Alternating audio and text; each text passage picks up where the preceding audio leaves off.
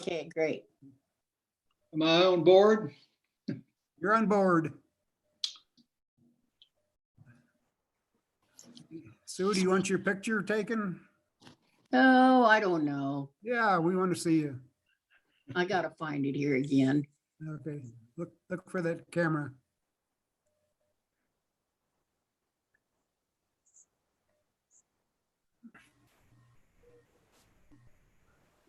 Okay, and Bill, are we live now?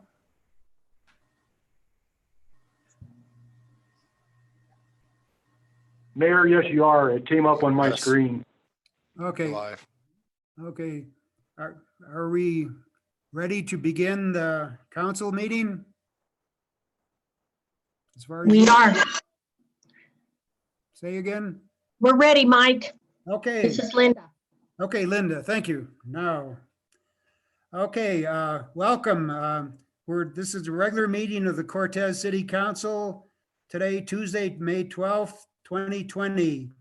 I'll begin with a call to order and we'll stand for a pledge of allegiance. Okay. Each repeat it to yourselves. I pledge allegiance to the flag of the United States of America and to the republic for which it stands, one nation, under God, indivisible, with liberty and justice for all. Thank you very much for attending the city council meeting. We apologize for the lateness. We'll continue on with our agendas. The first item is the consent agenda. Under the consent agenda is a group of items to be acted on with a single motion and vote. This agenda is designed to expedite the handling of limited routine matters by city council.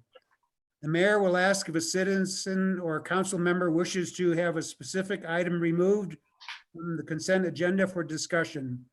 Either the public or council member may request that an item be removed from the consent agenda at that time prior to council vote. Item number 1 is approval of the work session and regular meeting minutes of April 28, 2020. B, approval of expenditure vouchers of May 12, 2020. C, approval of a renewal hotel and restaurant liquor license from Cashmian LLC, DBA Lots of Pasta and That's a Pasta, located at 439 East Main Street in Cortez. And D, approval of a renewal hotel and restaurant liquor license from La Casita de Cortez, LLC, DBA La Casita de Cortez, located at 332 East Main Street, Cortez. Excuse me. Mayor, this is Doherty. Request. Let's see if we can from this agenda so we can discuss it. Get some echo there. John? John? Can somebody please mute Dean? Thank you. Is that Dean? Okay. Okay, John, did you have something to say? John Doherty?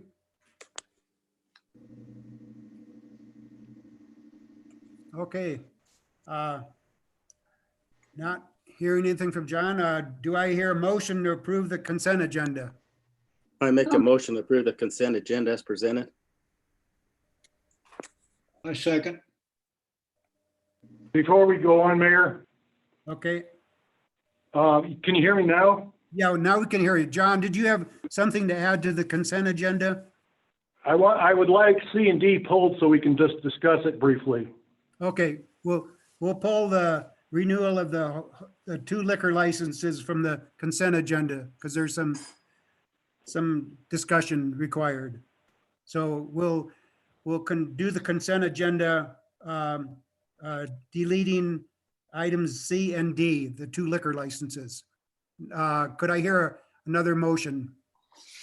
Make a motion to accept the consent agenda with C and D removed for discussion. I second the motion.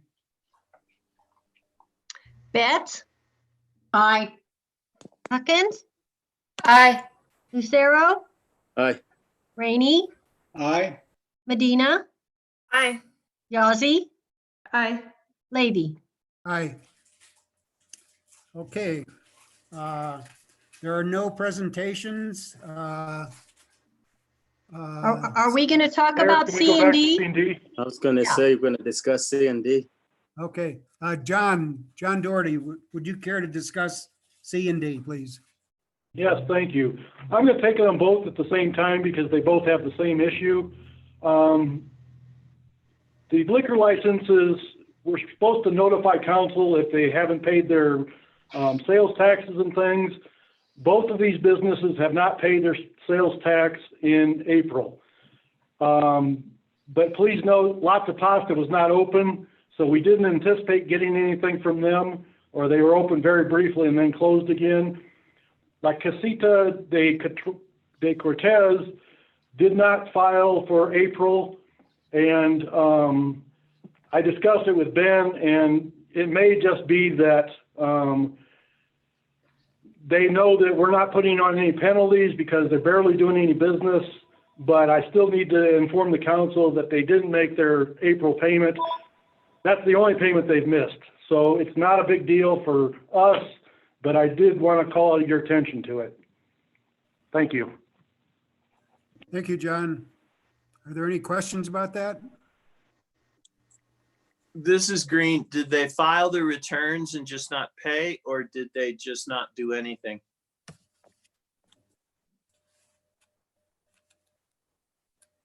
I was hoping Ben was on here. I'm trying to think of the wording he used. I don't think they filed anything. There's been also some confusion because the governor put out a proclamation that everybody was getting some easing up of collection, but I would ask council to, no, it's not going to work to make it conditional on getting their returns. We'll just have to vote simply to approve or not based on John's representations.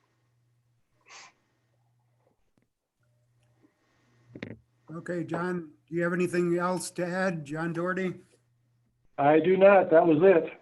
Okay, I guess council or the staff still recommends that you approve both of them, but I just wanted to call your attention that they have fallen 1 month behind, and for us, that's no big deal. Obviously, there's a lot of problems going on in town, so they may just not have enough, they figured, to even file, but they have been good in the past, both of them. So in the past, this hasn't been a problem, but the ordinances call for staff to notify council, and that's what we're going to do. okay, so what is your suggestion, John? Do we approve these two licenses? Yes, go ahead and approve them both, Okay. if you would. Okay, can we get a motion to approve these two licenses? I make a motion to approve C and D on the consent agenda as presented. Second it. Rainey, You're muted, David. Aye. Lucero, Aye. Yazzie, Aye. Betts, Aye. Medina, Aye. Huckins, Aye. Lady. Aye.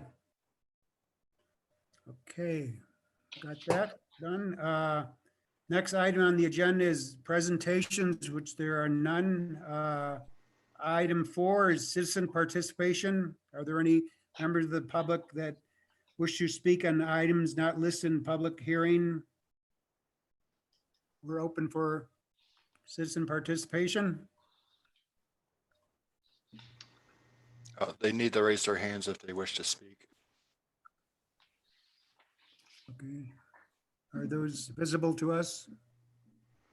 Yes, at the bottom of your screen, you should see something that says participants. If you click on that, you should see a list of panelists and attendees. If you click on attendees, you'll see everybody that's watching.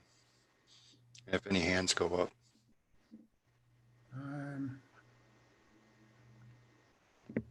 Not seeing it. Oh, there's no hands up. There's no hands up? No. Okay. Okay, in that case, we'll move on to public hearings, which there are none. No unfinished business. And item 7 under new business is the closure of outdoor pool for the 2020 season. And the speaker will be Director of Parks and Rec, Dean Palmquist. Okay, Dean?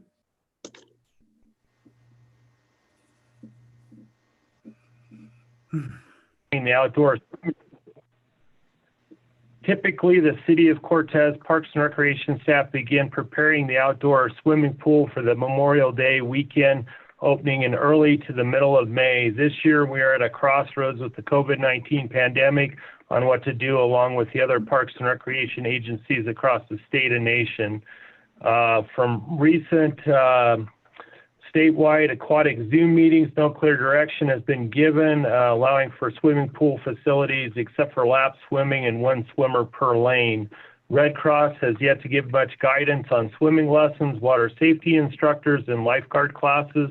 Many agencies are waiting for the Colorado governor to go to the next tier of allowing 50 or less people to gather and making their determination if their swimming pools open or not. Most county health departments are not wanting to make a determination on what to do with their swimming pools and are not willing to engage in a conversation with their municipalities or special districts.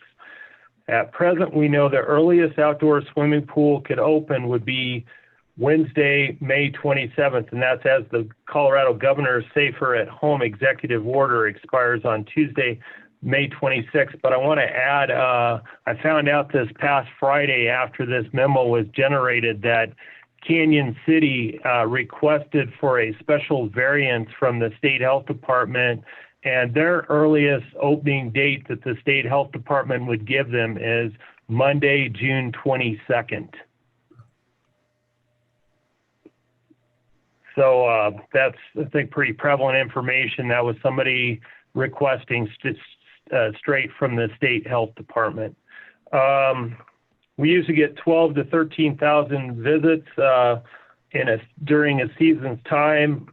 Typically, the month of June is our largest revenue generator because that's usually when the season passes are sold and more interest. And then as we get to July and August, it usually wanes off. And we usually get about 60,000 in revenue, but the expenditures of the pool run about 185,000. So it's a net loss. It's a service to the community of around 125,000 a year. So with that said, there's about I did some calculations and I was actually off about 5,000, but the fixed cost for the pool this year would be around 25,000, with figuring utilities, some items already purchased, and so basically the net loss to the city with the pool open would be around $100,000 if you figure the net savings, I should say, would be $100,000 if we decided to close the pool, figuring that we'd have lost revenues typically around 60,000, and that fixed cost would be around 25,000. I also checked with Great Outdoors Colorado. They had given grant funding back in 2011 in the neighborhood of around 750,000.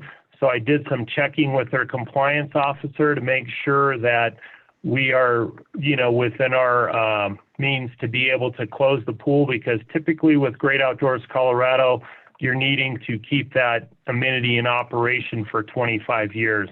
I talked to the staff representative there, and he said that due to the pandemic situation, that it was understandable that would not, we wouldn't have to, that we can close the pool this year because of the situation. The prospects too of the unknown lifeguard training protocol, which has created a shortage of trained lifeguards for both facilities. limited service and a reduced number of days at the outdoor swimming pool. It may be prudent to keep the outdoor swimming pool closed this summer, provide lapsed swimmers the opportunity to swim at the rec center, competitive pool, and any other services that may be opened up be conducted at the indoor recreation center pools. So I guess I just open that up to the council for discussion. Thank you, Dean. As much as we'd love to keep the pool open during the summer, we're in a budget crisis here that we've never seen before, and we can't afford to lose any more revenue. So we'll open it up to the council. What are your thoughts about closing the pool for the summer? Personally, I think we should close it. I think the numbers speak for themselves that, it's a bit of a hemorrhage of funds going into the pool, as much fun as cannonballs are and stuff. I think the responsible move would be to close it up this summer. David, you're muted. I think I will go in that direction as well. I'm in agreement with you, Amy. Okay. Any more discussion on that item, whether to close the pool? No, I don't have any problem with it. The only thing I see is that if we open it up, I think it's gonna open a can of worms if it's something does go, and but the other stuff that we're kind of opening slowly, I agree with, but this other one, I don't. Right. I think it's too many chances we're taking. Thank you. Mayor, this is Doherty. Can I say something? Yes, go ahead, John. Dean's well aware of my feeling about kids not having enough to do. And that's the problem with closing the pool, that we're going to liable to have increase in tagging and things. But on the other side of it is, even if the governor opens it up to have 50 people in a space, they're not going to be able to social distance, and they wouldn't be able to wear a mask at the pool. And so it really opens it up to, that is where it could seriously spread. And so as Dean and I have talked, we wouldn't be firing the thing up until late in June and then getting it prepared, and they'd only open it for a month because then the kids are going to be going back to school and things. So we just felt that it's not worth opening for a month. And it's unfortunate. I know how people feel about the outdoor pool. It's been voiced to me several times. However, with the issues we have financially, it just doesn't make any sense to open it up for just a month. And that's all I have to say about it. Thank you, John. Yeah, I'll just say that I have to agree anytime we can find savings, so we can prioritize and not even have to start talking about furloughs, then we'll take that opportunity. Thank you. You want to make a motion on this agenda item? Do we have to let the citizens have a chance? John? This is Green. No, this is not a public hearing decision-making Public process. hearings. Okay. I'll make a motion then, Mr. Mayor, that we keep the outdoor swimming pool closed for the year of 2020. I'll second that. Medina, Yes. Yazzie, Yes. Rainey, Aye. Betts, Aye. Huckins, Aye. Lucero, Aye. Levy. Aye. Okay, the next item on the agenda is the layoff and rehire of part-time and temporary parks and recreation positions. And Director of Parks and Recreation is Dean Palmquist speaking. Yep. Thank you, Mayor Levy and Council.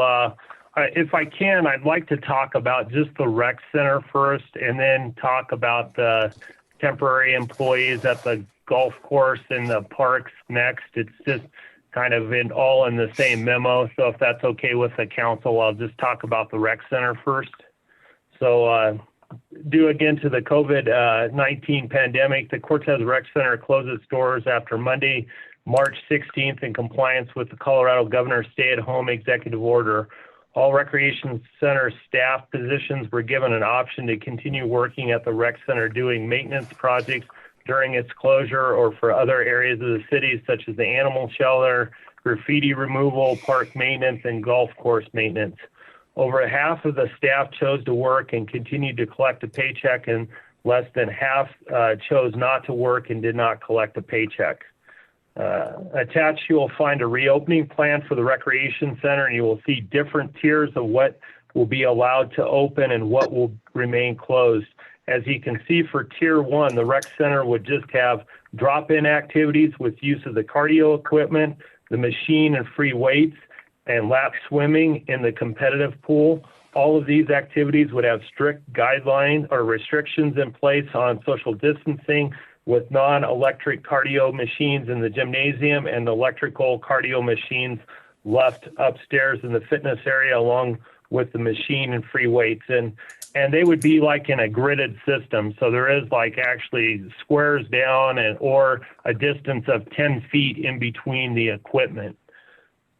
With the limited use of the facility, staff is recommending that the 9 lifeguard positions, 1 child watch attendant position, and the 10 fitness instructor positions be laid off until their areas of the operation are opened back up within the tier process. Staff recommends retaining all other full-time positions and part-time positions, including the pool managers and lead lifeguards, to lifeguard the competitive pool area for lap swimming. And again, the leisure pool would not be opened up until a later tier, just from what other facilities are doing and looking at social distancing. And from an economic standpoint, it would be very limiting on how many people we could service in the leisure pool and do it safely. In figuring staff savings based off of the tier 1 reopening plan remaining in place until the end of the year, the aquatic staff savings could be up to around $90,000 if we stayed at a tier 1. If we went to a tier 2 or tier 3 of another tier that opened up more parts of the aquatics area, then that number would decrease. But if it stayed at tier 1, it would be close to $90,000 in savings. The fitness instructor savings would be around $26,250, and the child watch attendant savings would be around $3,750, which add up to a total savings of $120,000. So I guess I would just like to at first discuss this with council and then come back and discuss the parks and golf course maintenance. Thank you, Dean. Explain that your weightlifting thing again. So Orly, we would look at having the weight, like the machine weights upstairs, and we've spread those out so they're at least 6 feet upstairs in between each other in a gridded system. So only one person would be allowed in the gridded system. And we would have directional arrows on like where they would go within the fitness area. And then downstairs in the gymnasium, we would have a lot of the other cardio equipment spread out amongst the gymnasium 10 feet apart. And that's more where you get the cardio workout. So we spread a lot of those machines out further away from each other. As they say, when you work out, you know, when you work out, you're gonna send your, what I want to say, when you're working out, you're gonna be blowing harder and it'd be spreading out more. So. That's what I was wondering, because when you're working out, that's the reason for the mask. That's what I understand on that. But who's going to keep everything clean after everybody touches? Well, that's where Orly, we're going to have recreation associates wiping down every machine. They'll be on site at that particular place, wiping down every machine after its use.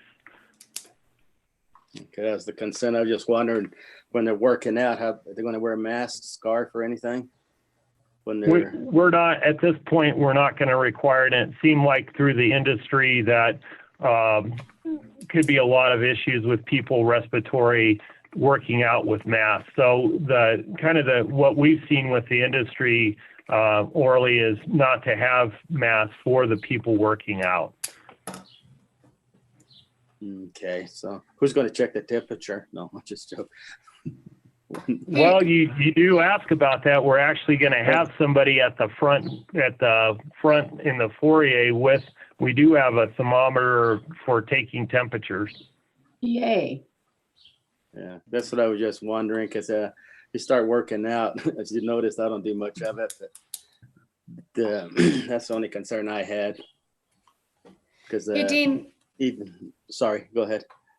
Oh, sorry. I didn't mean to cut you off, Orly. Go ahead and finish. No, I was just going to say that's the concern I had, because when they're exercising or whatever, they're more huffing and puffing and everything. That's the only thing that bugged me. And we could come back to discuss the rec center reopening. I think, more of today's discussion is about the layoffs, and we can come back and revisit again and we are trying to schedule a walkthrough with the county health department, and also, to get their input with this when that is allowed to reopen. Okay, thank you. Sorry about that, Amy. That's all good. I think that these are really good comments, because this target date is May 18th. So we definitely won't have another meeting before tier 1. Taking a look, Dean, at the closure of the locker rooms. It's been a little bit since I've been in the rec center, but I believe I remember doors that you have to, manually press down on the lever of the handle and then push open. What if those were to be propped open with the locker rooms sectioned off for availability, as far as accessibility, and as far as not having people traipse from the downstairs area all the way upstairs, touching the handrails of the stairs just to get to the restrooms. Just thinking about handrails as like one of the things that can be transferred for the virus. Well, yeah, there would be the 2 restrooms upstairs. Actually, there's 2 restrooms upstairs. I would hope they would use those and not, if that's what you're addressing about going downstairs to use the restroom. No, I was speaking about, because the equipment will be downstairs. And so if people, like, say a person working out didn't have any intentions of ever going upstairs, but then they had to, bring their huffing and puffing up the stairs, possibly touch the handrails. Possibly we could isolate that with just propping the downstairs bathroom door open and sectioning off the locker rooms. So there could be availability for downstairs. We would actually be using the family changing rooms. There's 4 family changing rooms with restrooms. Oh, downstairs? Well, downstairs, yes. Oh, okay. Excellent. Yeah. I like Oh, sorry. Sorry. No, I like that. Thank you for calling that to my attention. You bet. And we would have the public restrooms closed and just have the 4 family changing rooms open, available for restroom purposes. And then we would have the 2 restrooms upstairs available. And again, Okay. We'd have attendants monitoring that very closely to clean things once they've been used. I mean, those rec associates are going to be there the whole time, monitoring that. Great. And I see the removal of that finger scanner. So that's a great call. Thank you so much for all your effort on this. Yeah, well, I want to give Joy McHenry and the rec center staff have put a lot of time and effort. Dan Jones, Michelle Duvall, Dana Wayne, they've spent a great deal of time going through these tier steps, and we've looked through a lot what other facilities have done, and I think they've been pretty spot on. There's going to be some things we may have to modify through the process, but I think overall it's been a pretty well thought out plan, and starting again with a phased in approach and not offering too much at one time. Dean, Dean, what are you Yeah. gonna do about playground days? Yeah, interesting. Rachel, right now we were looking at proceeding forward with that to do a Rosa Diamond, who is our recreation supervisor, has been working very closely with the state of Colorado with the compliance person, who I believe is out of Bayfield, and if we're able to offer that program, which I think we will be, it'll be around like 30 up to 30 kids. So we're going with one pod of 10 kids per group, and that those groups would not be interacting with each other. So one counselor per 10 kids, and there would be 2 counselors that would trade off during the day and one supervisor overall. And we are taking a look at potentially having that program at the softball complex, to have it in an isolated area away from others. And that's what we're considering right now. Hey, Dean, this is Arlena. I'm just looking at so you're laying off the lifeguard positions, the child watch attendant position, and the fitness instructor positions. But you're also hiring up to 5 temporary employee positions for the golf course. Is there any way we can prioritize those individuals that are being laid off? I know that at least for the lifeguard positions and the child watch attendant, those are young persons, young adults that are working for the rec center. And I think it'd be great if we could allow them to keep working. I've heard through the grapevine that it's been really hard for young people to find work right now. I think it comes down to what the expertise is in the areas, and we are looking at retaining our pool managers and our lead lifeguards to allow for the lifeguarding of the indoor pool. So we figure that's enough staff to get us through lifeguarding at the pool, along with Michelle Duvall, who's our aquatic supervisor. And I think there's a lot of, like when we talk about the golf course and the park maintenance, there's a lot of safety protocol that has to happen, and also you have to be at least 18 years of age to be able to run that equipment, which are several high schoolers that are not of age to run that equipment. And so you get into, I think you get into safety, and you get into, who can do what for skills that's needed for the city. Okay.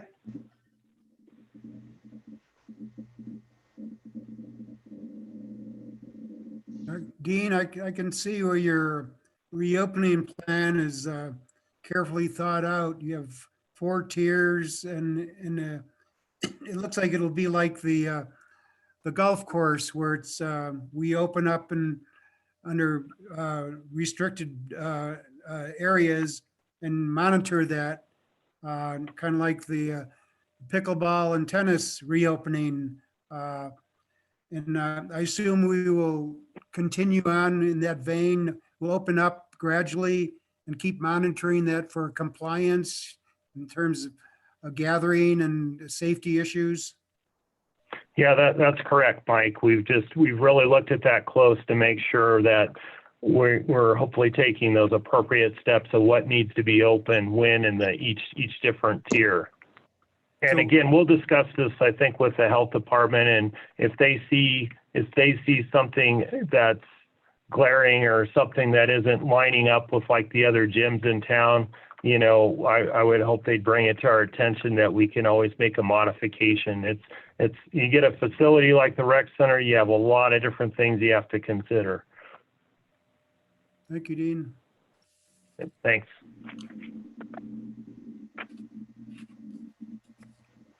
So I would like to, if I can, jump to the golf course and the parks maintenance division. That the one thing the golf course superintendent Tom Kramlich brought up is he usually uses about 321 hours of labor during his peak season at the golf course, and so even with what we're bringing back, it's about half the seasonal temporary staff we normally do. And we just know this is a critical time. We realize we can't bring back all the staff. It's It's not even close to being in the budget. We're just trying to get the critical positions back. And I did want to point out when Arlene, I believe, said about up to five temporaries, and that wouldn't be up to 5 40-hour-a-week employees. That would be about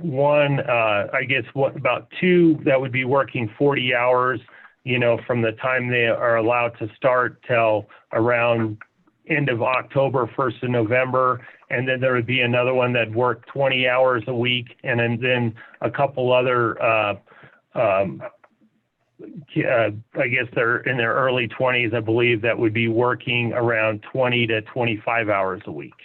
So all in all, they would be staying within that budget of 41. I think we saw that's $41,000, $361 for the golf course, and then for the parks it'd be $44,961. And again, that would be 1.6 full-time equivalent, which is 2,080 hours as a full-time employee. So basically, we'd be just over a 1.5 staff compared to full-time employees. And that would, I wanted to, I think, also point out too that the 1.6 for the parks would be 3,328 hours, and the total for the golf course would be 3,203 hours. And I think the parks, you can see, I mean, maybe not everybody goes out the golf course because that's a certain population, but in the parks, I think it's quite evident that we're running behind because we have 3 full-time employees. We have some aquatics people helping out with certain tasks, and we're just getting behind because typically both operations, the golf course and the parks, have 9 temporary employees that help out throughout the season. And I think we're just trying to bring back half, if not less than that, to try to get through this year. Thank you, Dean.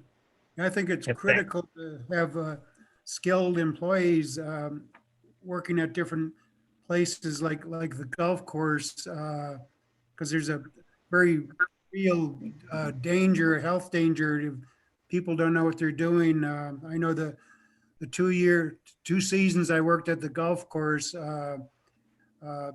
you can get in a lot of trouble, with operating machinery that you're not aware, that's unsafe. If you don't know what you're doing operating a machine, you can hurt yourself or golf patrons. So it's critical that these people know what they're doing when they're operating equipment like that.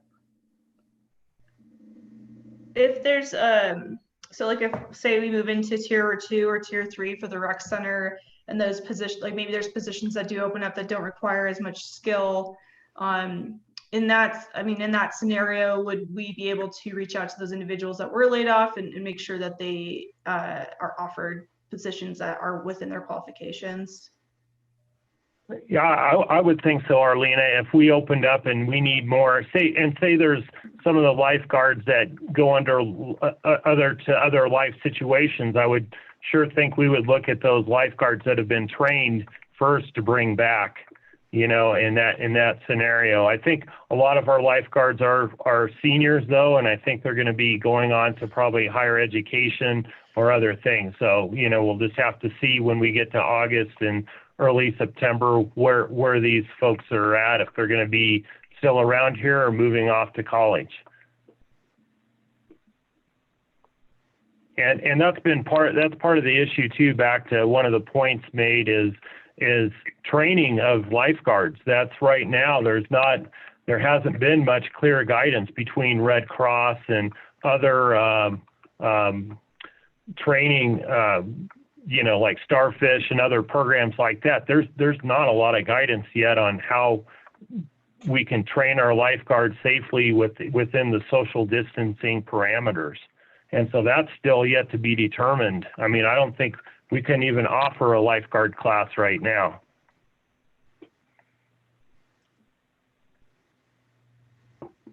Thank you, Dean. Thanks.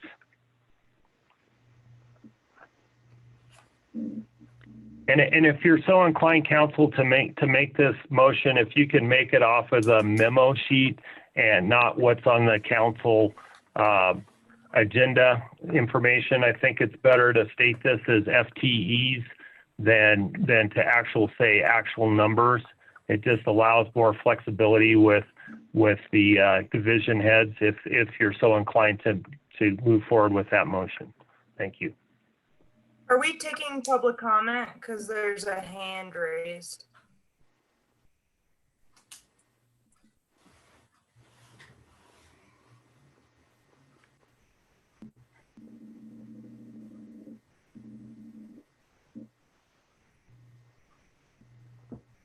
Did anyone hear me? I heard you. Are we taking public comments? John? John Doherty? Yes, but I don't see the hands. I don't either. Okay, it's gone now, but Okay. Okay, is there any more discussion on this item? Do you all have the memo from the? I do. Mr. Mayor, I move to approve the layoff of the lifeguard positions, child watch attendant position, and fitness instructor positions at the Cortez Recreation Center and allow for 1.6 FTE temporary employee positions to be rehired for the Park Maintenance Division and 1.54 FTE temporary employee positions to be rehired for the Golf Course Maintenance Division. second. Yazzie, Aye. Betts, Aye. Huckins, Aye. Lucero, Aye. Medina, Aye. Rainey, Aye. Levy. Aye, Thank you. thank you. Thank you. Item C on the new agenda, the new business agenda is FAA CARES Act grant to be used toward taxi lane repair. And Russ Machen from the airport manager will speak. Go ahead, Russ. Okay, hello. Can everybody hear me? I can hear you. Okay. Yeah. By way of background, we've received a grant, a no match grant from the FAA as a result of the CARES Act in the amount of $633,000 and 102. John and Ben and I met last week and we discussed the proper use of this in our current environment. And because we're not very far into the lack of revenue, the shortage of revenue situation at the airport, we decided the best prudent approach would be to use this money for expenses and operating expenses and maintenance. And bank, if you will, our normal revenue, even though it's of a shortened nature. So that said, there is one item that is not in our current budget that I would like to use a portion of the money. And it's a taxi lane that the mayor came down and saw last Friday. And it's raveled up very poorly. It's behind the T hangars and in front of another row of hangars. So it's kind of a driveway in hangar row, if you will. And it's raveled pretty badly. We've kept it together with a Band-Aid approach.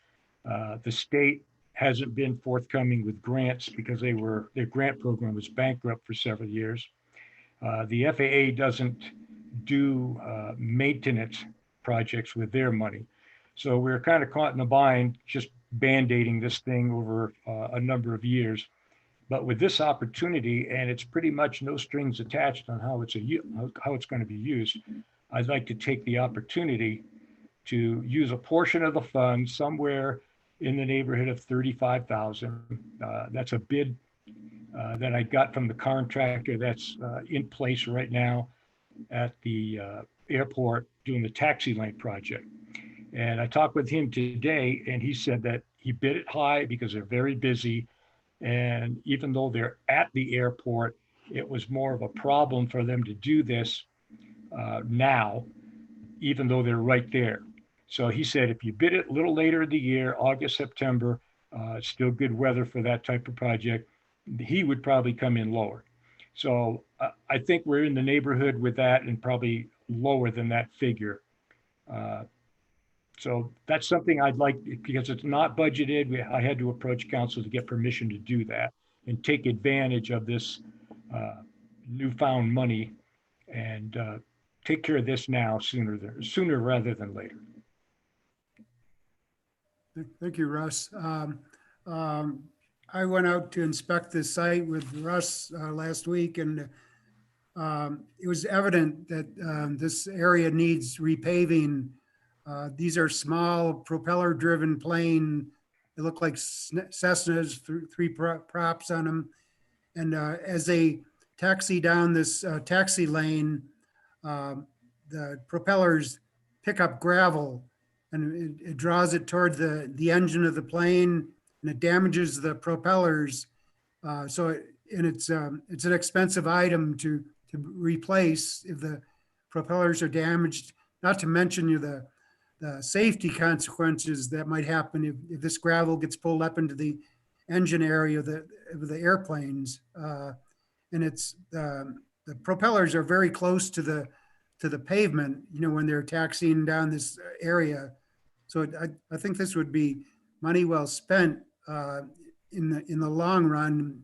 And I appreciate Russ for displaying or showing me that area that needs to be worked on.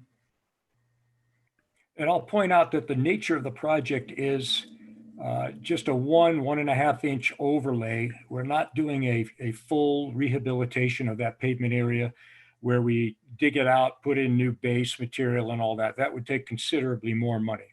We're doing a full width overlay for the entire length of that taxi lane.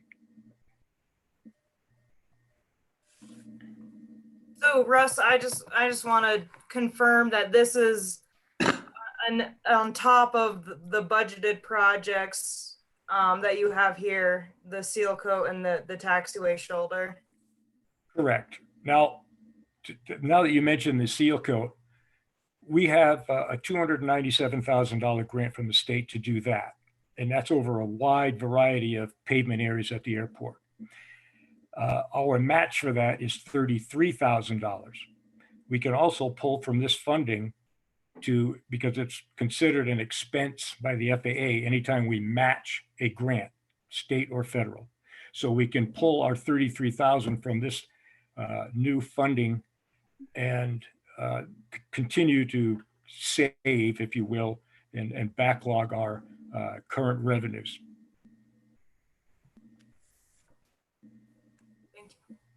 Thank you, Russ. Russ, with that bid, did that include a projection of how many years we can get? Since you're not tearing this all up, starting with a new base layer, it kind of, I don't know much about asphalt, but it sounds like another Band-Aid, but maybe a thicker Band-Aid. Do you know how many years projected that with regular use we'll get out of this? I can give you the historical perspective on that. We did what they call a paving strip, a test strip on that taxi lane back in 2002, and it was 1 inch. And it served its purpose for that area for about 15 of the last 18 years, and just recently has started to ravel. So if we're put down inch and a half, inch and a quarter, somewhere in that neighborhood, I think we'll get a good decade out of it anyway. Nice. Thank you.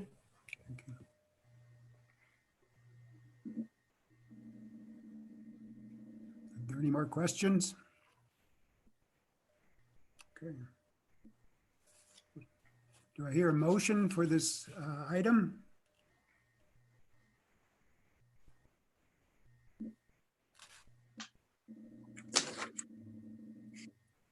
Make a motion that we consider authorizing the taxiway repair bidding process for the airport. Second it. Lucero, Aye. Huckins, Aye. Medina, Aye. Betts, Aye. Rainey,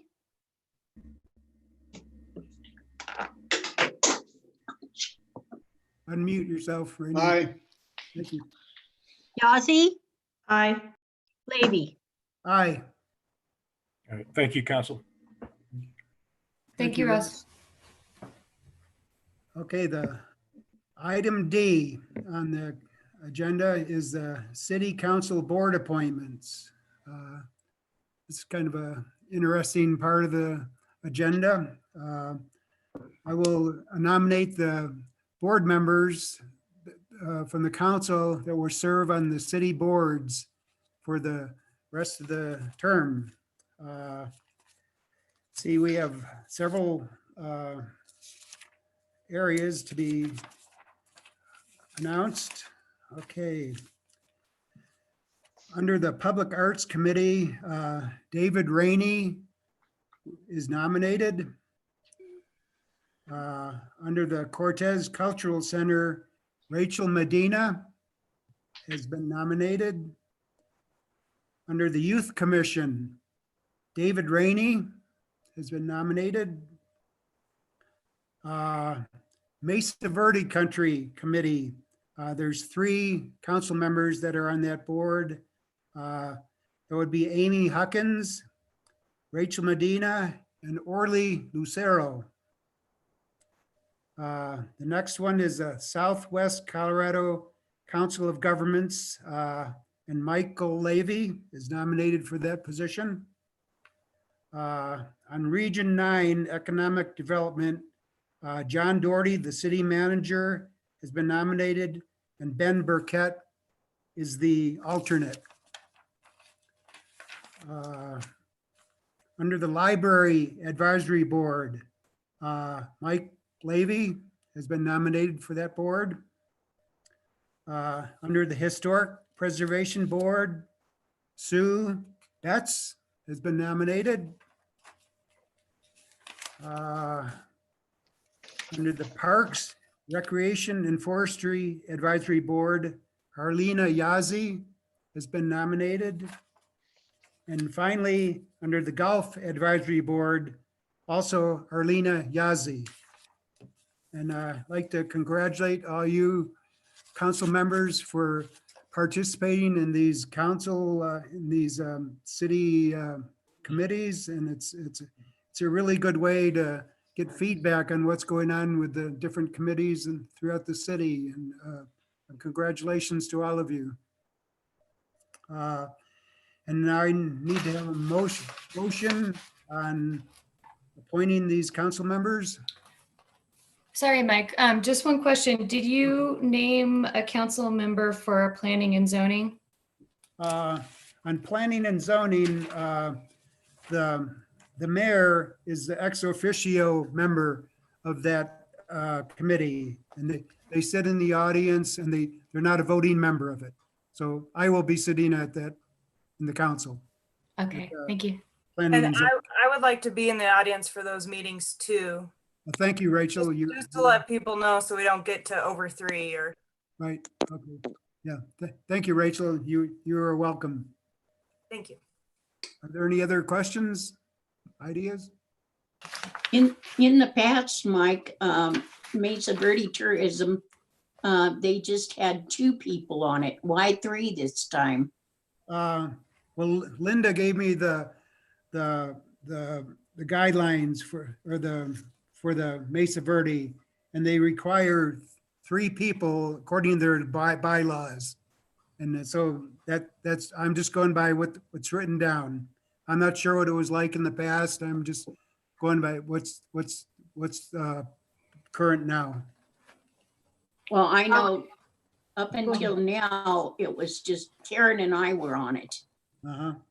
And the other 2 members of the board came from the motels, the Baymont and Holiday. Mike, if I could read the Board of Directors bylaws for Mesa Verde Country, Okay, go ahead. If you wouldn't mind, the board shall consist of 5 members. The directors will be made of 1 representative of the Cortez City Lodgers, 1 representative of the Montezuma County Lodgers, 2 representatives of the current city council, and 1 representative appointed by the city of Cortez. And in the past, yes, that has been different people appointed to that. Sometimes the city manager, Gary Noyes was appointed 2 years ago for that. And Gary, I think, came maybe sometimes, I'm not sure how often, since I don't go to that meeting. But I do know that it does say a representative appointed, so it could be a staff member or a city council member, but it has been many different things over the last, years. So I just wanted to read that so you guys have that for the record. Thank you, Linda. Thank you, one- Linda. One more question, Mike. I missed what you named the nominations for Council Member David Rainey. I got the Arts Committee, and then what's his second placement? Okay, David Rainey, Youth Commission and Arts Commission. Excellent. Thank you, Mike. You're welcome. Is there any more discussion? Do I hear a motion?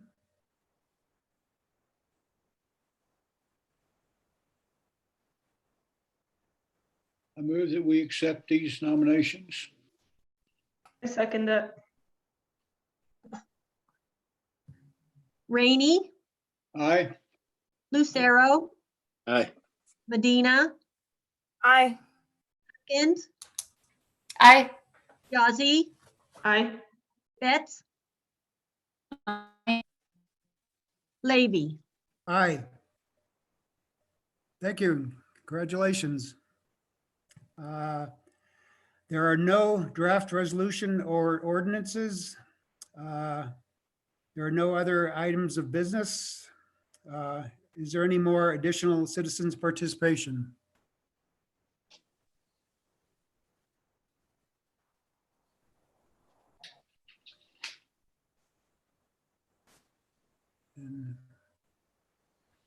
And Are there any hands raised?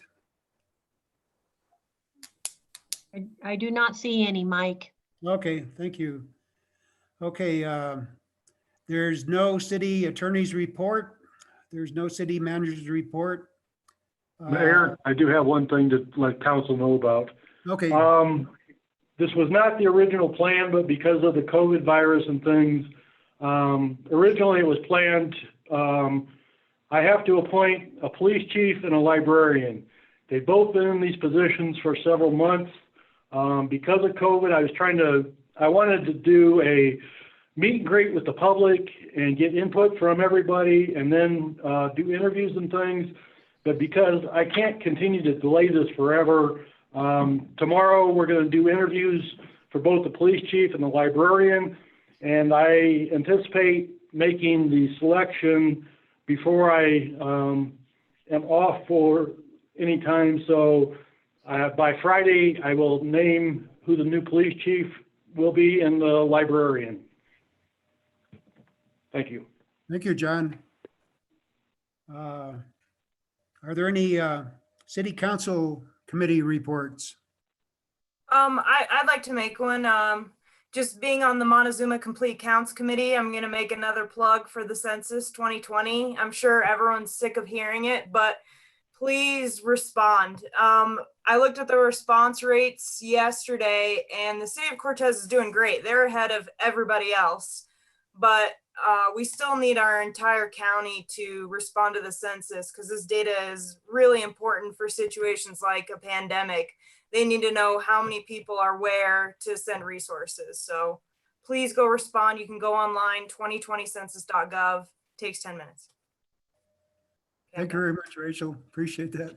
Yeah. I'd like to add that you don't have to have the paper document that goes and that you get in the mail. You can just go straight to the website and just click that you don't have a code, right, Rachel? She's nodding. Okay, thank you. there any other comments or committee reports? See, the mayor's report on the workshop. On the workshop today, we we discussed the national perspectives on the COVID virus and how it's impacted our economies. Phil Johnson spoke about a public works update concerning the area around Hawkins Street and Highway 160, Main Street. Dean discussed the Parks and Rec personnel issues. And Ben Burkett and John Doherty discussed budget guidance for the year 2021. Dean had an update on the opening of the tennis and pickleball courts, and then we broke into an executive session. And that's basically what we covered during the workshop. Are there any other comments about the workshop or the council this year, this session? Before I adjourn, I'd like to make a little announcement. I'd just like to thank everyone for participating in today's council meeting. It's very special. And welcome to the new council members and the returning council members. And we are blessed to have you on board. And I just remind everyone to stay safe and maintain safe distances. Wear your masks when appropriate. Wash your hands and watch out for one another, folks. We're precious. So, and I call this meeting to adjournment. Second the motion. Thank you all. Have a Thank you. great Good night. evening. Thank you. Thanks, It's great everyone. seeing you all.